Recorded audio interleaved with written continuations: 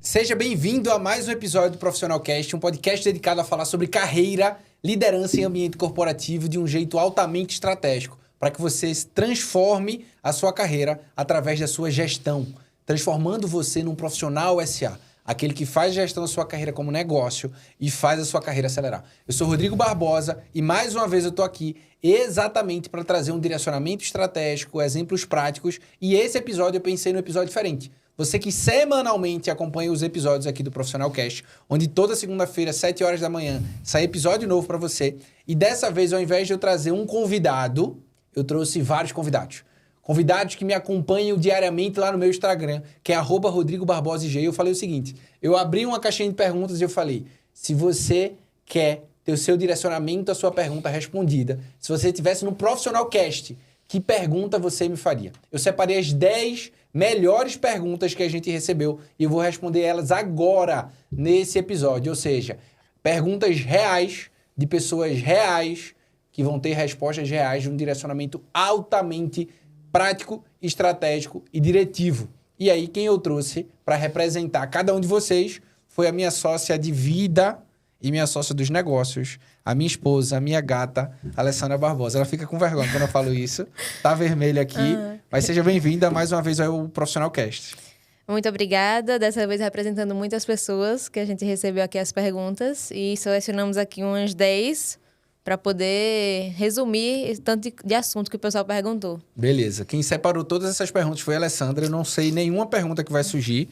Isso. E a gente vai ter algo, direcionamento bem prático aqui, para todas essas pessoas que fizeram perguntas inteligentes, né? Isso. E para poder dizer quem foi que fez a pergunta, eu vou falar o nome da pessoa e fazer a pergunta dela, para poder ela também se sentir respondida, né? Quando for assistir. Rapidinho. Essa pessoa, vamos colocar o seguinte, a gente tem níveis do time, né? A gente tem o time de profissionais SA. São as pessoas que nos acompanham como um todo. O nível máximo são as pessoas que fazem parte dos nossos programas de mentoria, né? Mentoria profissional SA e mentoria individual. Aí tem perguntas da galera que é da mentoria. Isso. E tem perguntas das pessoas que acompanham pelo Instagram. Isso. Tá bom. Tá. Eu vou começar com uma da mentoria. Ok. Que é a Fernanda. E ela perguntou, o que te surpreenderia em uma entrevista de emprego? Boa pergunta. O que me surpreenderia numa entrevista de emprego? A resposta de maneira prática é que o candidato que chegasse ali na seleção se apresentasse de maneira muito clara como uma solução para a posição. Como é que a gente pode fazer isso, na minha visão? Primeiro, se eu apresento as competências que eles procuram para a posição, e a maneira mais estratégica de fazer isso é analisando o job description da vaga anunciada. 2, se eu já trago ideias de soluções para os desafios que eu sei que existem na posição. Se eu entendo sobre o mercado, se eu entendo sobre os concorrentes, sobre os desafios, sobre as oportunidades, para que eu possa agregar ali de maneira muito clara e didática. E o terceiro fato, eu preciso entender muito bem a dinâmica da empresa, né? Mas eu falo que, em alguns casos, seria legal se eu levasse uma apresentação com aspectos pessoais, aspectos de conquistas da minha carreira e trajetória e aspectos de visões e soluções sobre a posição. Isso demonstra um alto nível de preparação, personalização, e eu acho que seria um diferencial para você levar numa seleção. Excelente. Então, conhecer da empresa, conhecer da vaga e também levar a solução e não só o mais do mesmo, né? Que o pessoal Primeiro é se fala. conhecer, né? Porque quando a gente vai para uma seleção, o produto da entrevista sou eu. Então, eu tenho que ter um conhecimento, um autoconhecimento muito grande. Depois, conhecer sobre a vaga e empresa, alinhar o meu perfil com a empresa, adaptar palavras-chave e o quinto e último ponto é a apresentação personalizada. Então, ir de maneira assertiva nesse caminho é um bom caminho. Perfeito. E agora a pergunta da Keila. A Keila perguntou, como um líder pode lidar com fofoca e reclamações no ambiente de trabalho? Que é bem comum. Tá. Tem coisas que a gente não lida, que é com compliance. Me perguntaram essa semana, né? Como lidar com compliance? Compliance eu não lido. Compliance eu respeito. Como lidar com fofoca? Com fofoca eu não lido. Com fofoca eu mato na raiz. O que é que significa isso? Primeiro, se eu tenho um time que eu tô percebendo que tem acontecido isso, chamo o time para conversar. E eu falo o seguinte, aqui, dentro desse ambiente, eu vou falar o que eu tolero e o que eu não tolero. O que é que eu não tolero? Fofoca, mentira, difamação, concorrência acima do tom, desrespeito, isso eu não tolero. O que é que eu tolero? Trabalho em equipe, sinergia, conexão, transparência, autocobrança, isso é o que eu tolero. A partir de hoje, quem fizer o que eu não tolero vai entender que isso não é algo que a gente aceita dentro desse time.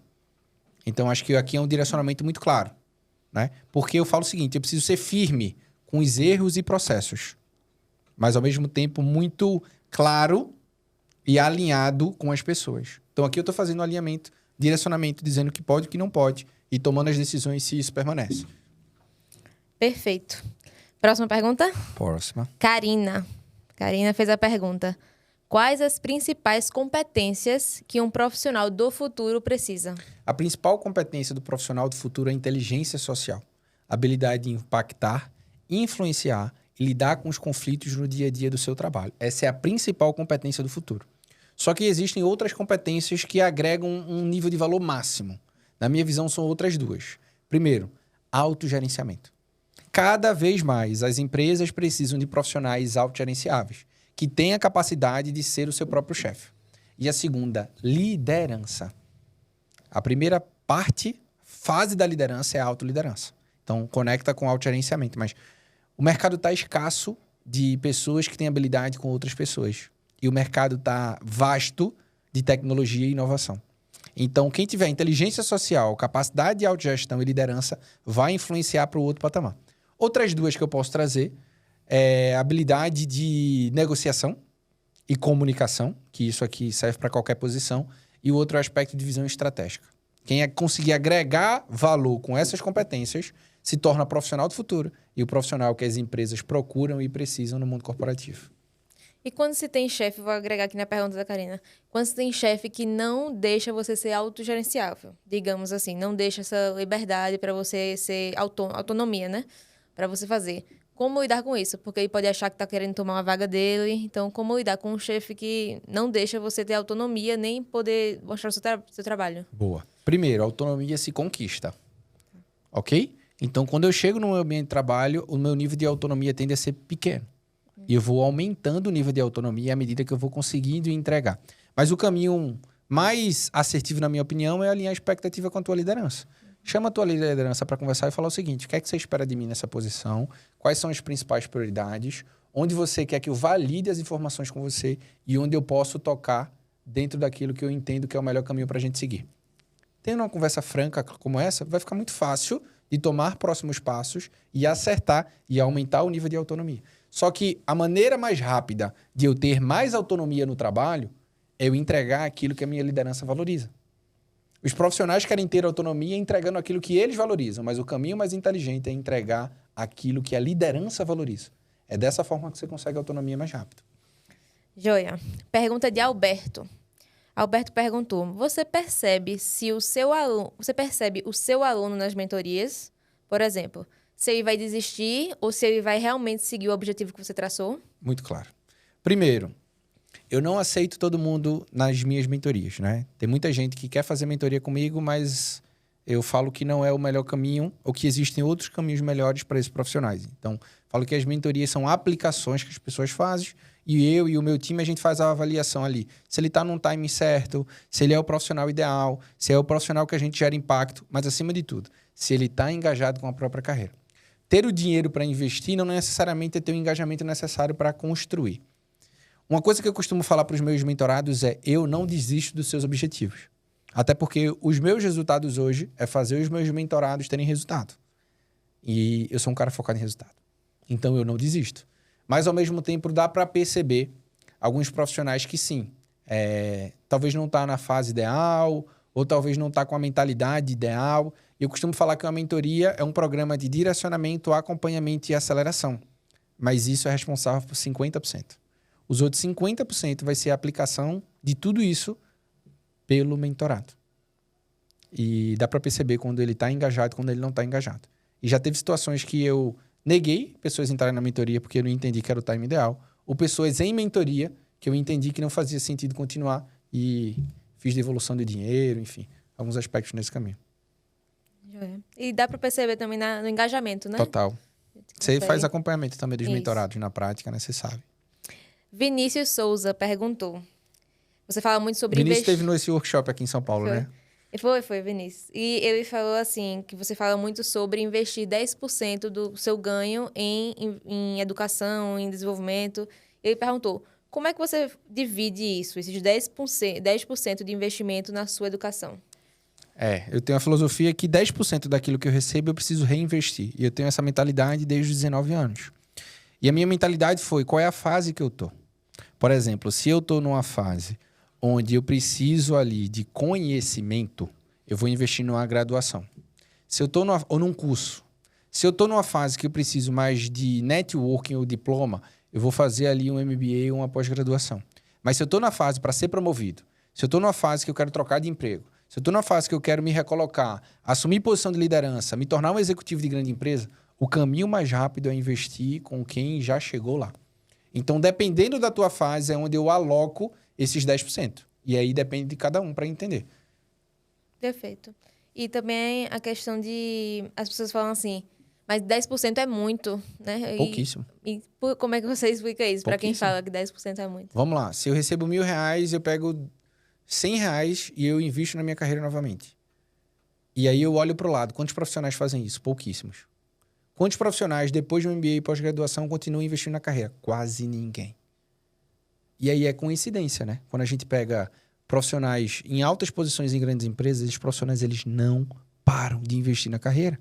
Porque eles entendem que a carreira é um negócio. Uma pergunta que eu sempre faço é, você conhece algum negócio que cresce sem investir nele mesmo? Não. Como é que a gente quer isso para nossa carreira?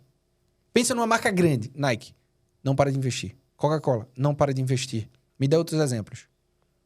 Aí eu ia falar Coca-Cola. Coca-Cola, o pessoal todo bebe e não para de falar de Coca-Cola. Heineken, Globo, Chocolate, Nestlé. Nestlé, qualquer empresa. AstraZeneca que eu trabalhei, qualquer empresa. Sim. Não para de investir. Só que quando a gente olha para nossa carreira, a gente quer continuar colhendo sem continuar plantando. Sim. A colheita só vem depois da plantação. Continue plantando. No mínimo, 10% da sua remuneração. Perfeito. A Adna perguntou aqui, por que as pessoas dão tantas desculpas?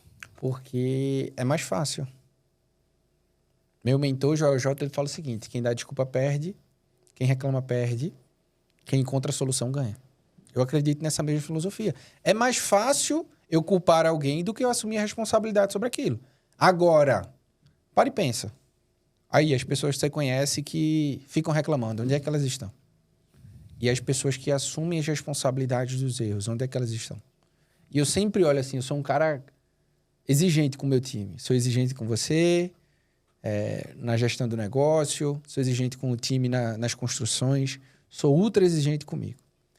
E eu acredito que esse nível de exigência me fez chegar onde eu cheguei. E o ponto é, a pergunta certa não é ficar reclamando, mas é encontrando solução, porque eu tenho a mesma energia, igual esse copo aqui. Esse copo está com metade de água. Se eu perco água aqui reclamando, eu não vou ter energia pensando na solução. Então, tem um problema, foca na solução. Nem sempre é tão simples assim. Mas as pessoas precisam parar de dar desculpas e começar a pensar em solução. Porque quem oferece solução tem diferenciação e tem crescimento. Perfeito. Elô, também faz parte aí do nosso time, mentorados, perguntou quais tipos de estratégias mais relevantes para ser um profissional de alta performance? 3 pilares principais. Primeiro, fazer a gestão da sua carreira como negócio. Ter missão, visão e valores bem definidos. Entender como você, precisando ali, assumir o papel de gestor da própria carreira. 2, conectando propósito, protagonismo e performance. Porque muita gente quer ter alto resultado, mas não tem um porquê forte. Quando você conecta esses 3 P's, tem um senso de missão e propósito claro de fazer aquilo todos os dias. Assume o protagonismo não só na gestão da tua carreira, mas na maneira de trabalhar. Entrega resultado, você vai se diferenciar.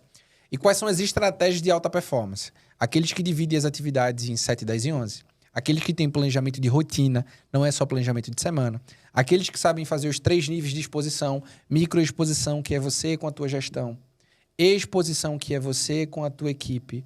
E macroexposição, que é você para além da tua equipe. São estratégias que quando você aplica e utiliza, você se diferencia muito. Você, poxa, Rodrigo, me fala mais. Eu falo isso com muita frequência nos meus conteúdos e entro com muita profundidade das minhas mentorias. Mas eu diria, de bate pronto, esses 3 níveis. E o último pilar. Posicionamento é mais importante do que performance no mundo corporativo. Ou seja, no mundo corporativo, se eu me posicionar de maneira mais estratégica, eu vou acelerar mais o meu crescimento do que entregar mais resultado. Vai. Isso vai me fazer crescer mais? Vai. A trilha da promoção no mundo corporativo é, primeiro eu performo, mas é só o primeiro degrau. Depois eu me posiciono. Depois eu conheço sobre a vaga, empresa e próximo nível. E por fim eu me exponho. Então quem consegue utilizar tudo isso daqui consegue se diferenciar e se transformar nesse profissional que é desejado pelas grandes empresas. E às vezes as pessoas pegam nesse último ponto da exposição, né? Com medo de acabar se expondo, de mostrar, achar que está se mostrando. Mas se o seu chefe, seu liderado não vê isso, você nunca vai poder ser reconhecida como você queria. Que você fez um relatório bacana, que um cliente aprovou, que foi reconhecida. Dessa importância da exposição. Até nas redes sociais, no LinkedIn, por exemplo, né?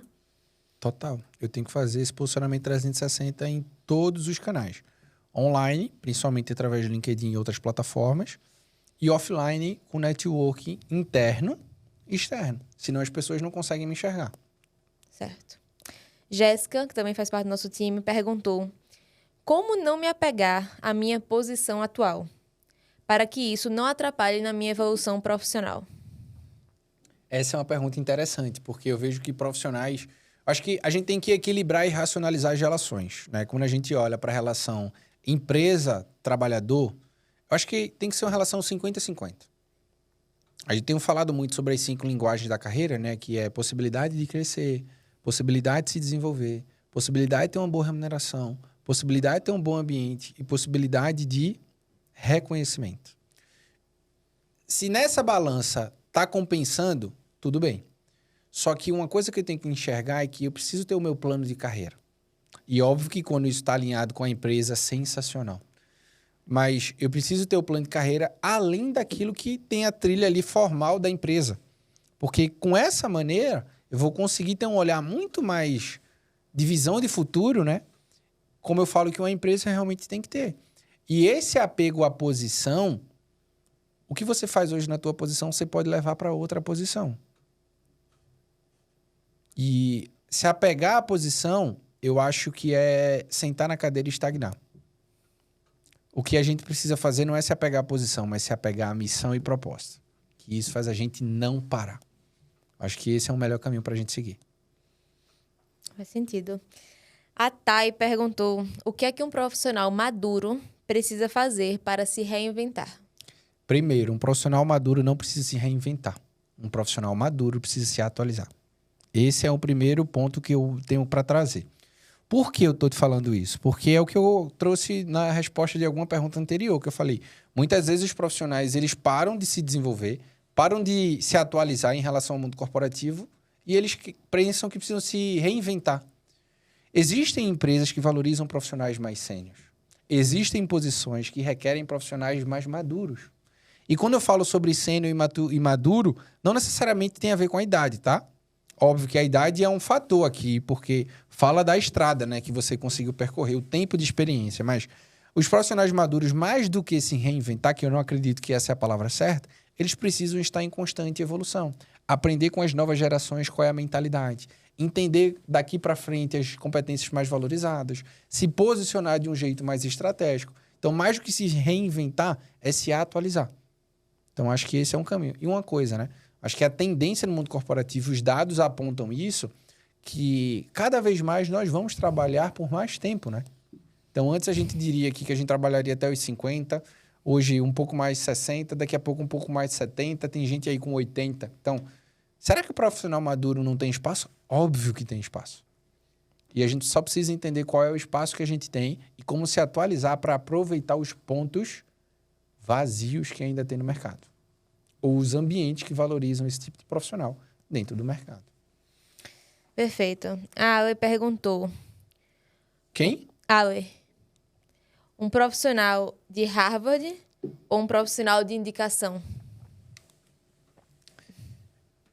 Eu vou ser polêmico aqui na minha resposta, tá? Óbvio que o diploma importa. Onde você estudou importa. Mas antes de contratar os diplomas, eu contrato, na verdade, a gente deve contratar as soluções. Não adianta o cara ter o nível técnico brutal se ele não tiver o desempenho e a solução ideal.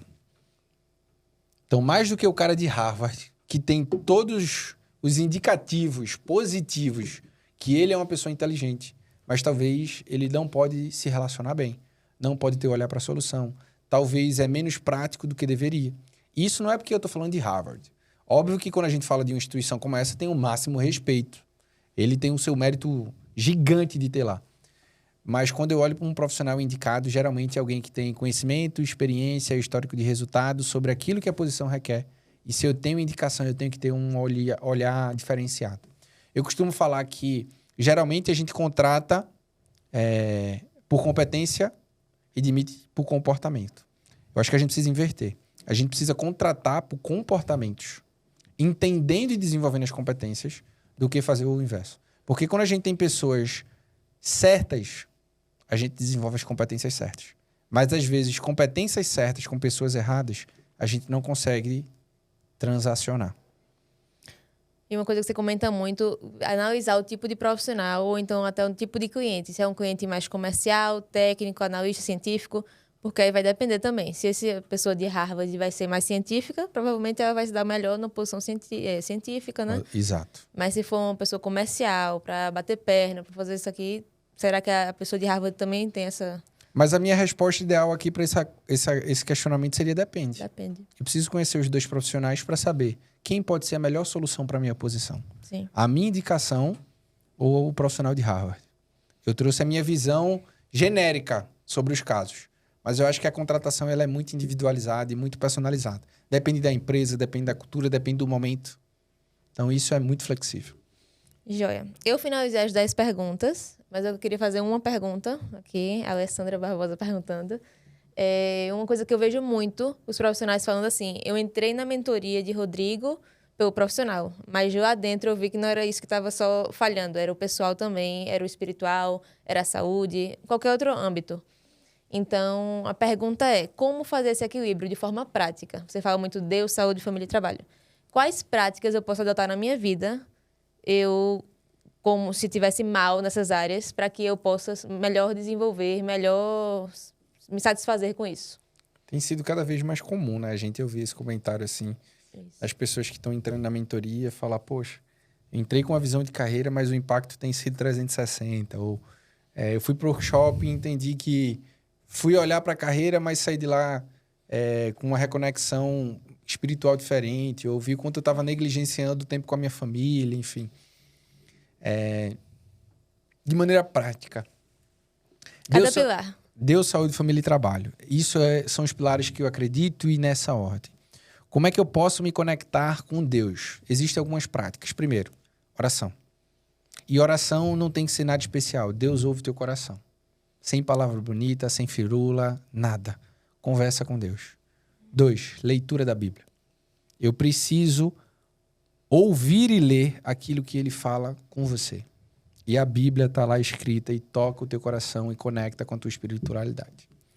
Terceiro, ambiente. A gente precisa estar em ambientes de pessoas que se conectam e que buscam conexão com Deus, ou seja, frequenta uma igreja. É obrigatório, Rodrigo? Não. Mas ajuda nesse processo. E dentro da igreja a gente pode servir. Então, são maneiras que eu estou falando assim, níveis, né? O primeiro, o que é que eu posso começar a fazer agora? Acabei de ouvir esse episódio, o que é que eu posso falar? Conversar com Deus. O que é que eu posso fazer mais? Ler a Bíblia. 1 capítulo por dia. 1 capítulo por dia. Não é nada de outro mundo. Não vai levar nem 10 minutos, talvez, né? Fazendo isso. Depois, frequentar uma igreja. Servir dentro da comunidade ali que você faz parte. Então, acho que são maneiras da gente ter uma conexão espiritual legal. E eu não estou entrando nem em jejum, algumas coisas mais conectadas, mais profundas, né? Você acabou de falar. Ouvir músicas cristãs, né? Então, música cristã ajuda demais. A música que eu mais tenho ouvido... Canta aí, por favor. Não. Canta. Mas é uma do Instagram. Deus, eu tenho tantas bênçãos. Canta. Não vou cantar. Eu não podia cantar.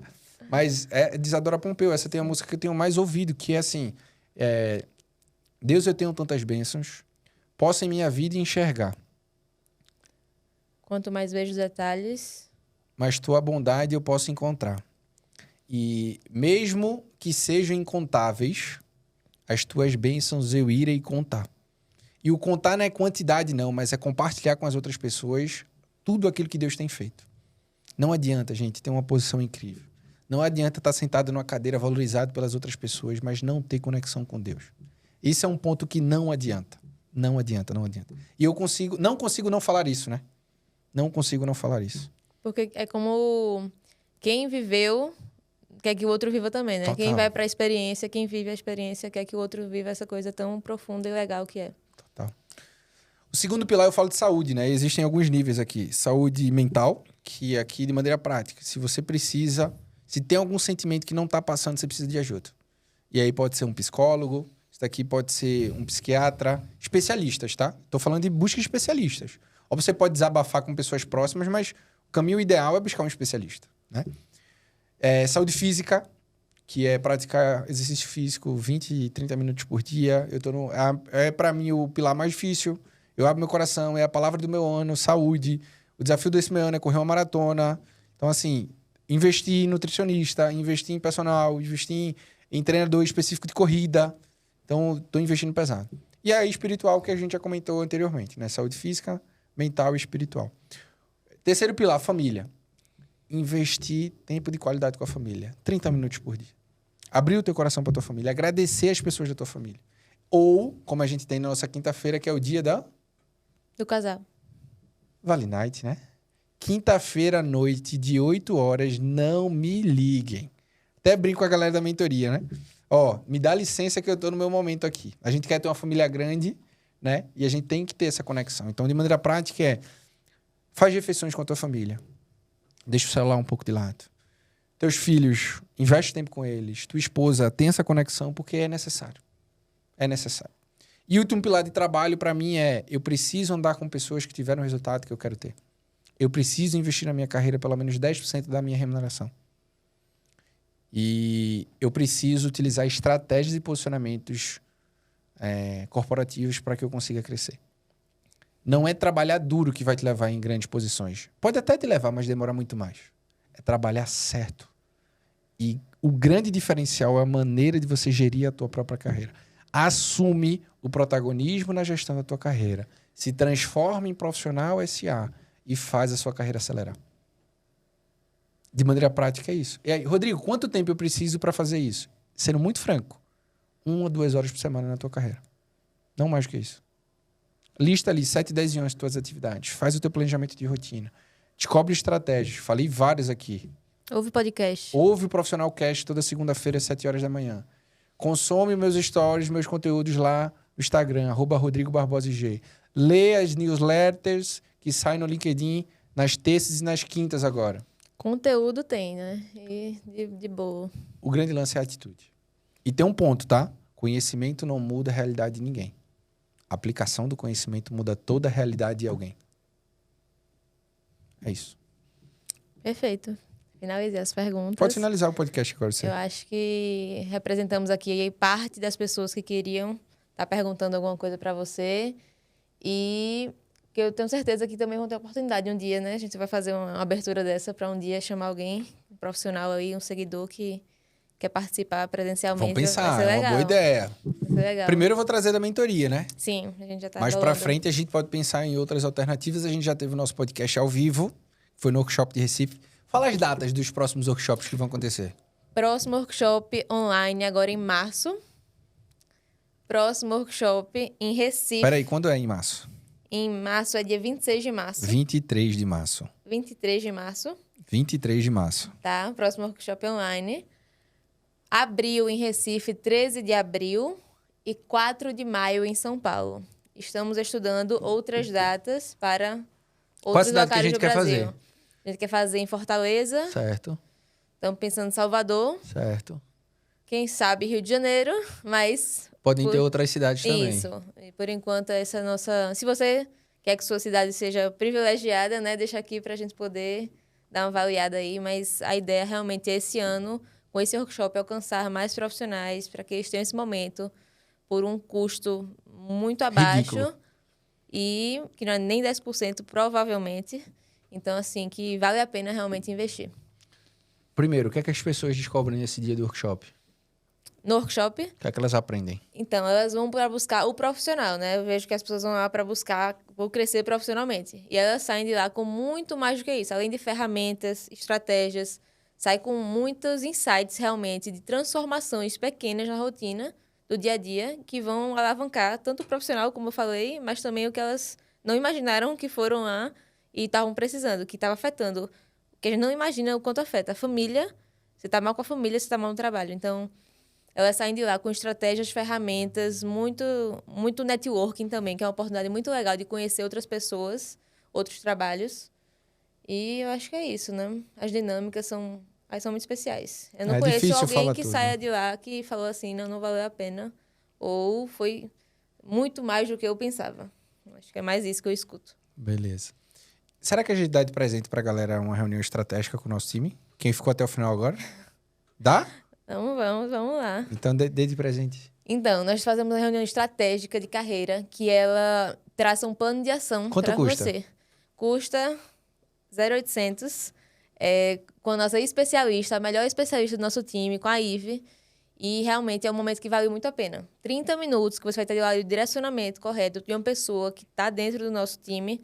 Sabe da nossa metodologia. Exato, entende tudo já passou, já fez mentoria, já fez workshop, já conhece todo o nosso ecossistema. Então, acho que vale super a pena esses 30 minutos para conhecer um pouco mais. Mas é só um pouco mesmo. E ele sai com o quê dessa reunião estratégica? Com um plano de ação traçado lá. Personalizado. Personalizado. Feito aqueles 30 minutos para você, dedicado totalmente. Tu arrasou, não vou mais vender nada, não. Não, eu vou botar tu. Era a comissão, então. Mas é isso. Show, pode finalizar o podcast, tá fazendo melhor do que eu. Uhum. E se você ainda não nos segue no Instagram, @RodrigoBarbosaIG, lá tem conteúdos diários sobre carreira, sobre ambiente corporativo, sobre liderança e muito mais do que isso também. A gente mostra como você tem estratégias, responde caixinha de perguntas, que é muito legal. E o Profissional Cast toda segunda-feira, às 7 da manhã. Não deixe de acompanhar, vale a pena. É um pouquinho do seu tempo que você vai estar dedicando à sua carreira, crescimento no trabalho. É isso. Até a próxima segunda-feira, às 7 da manhã.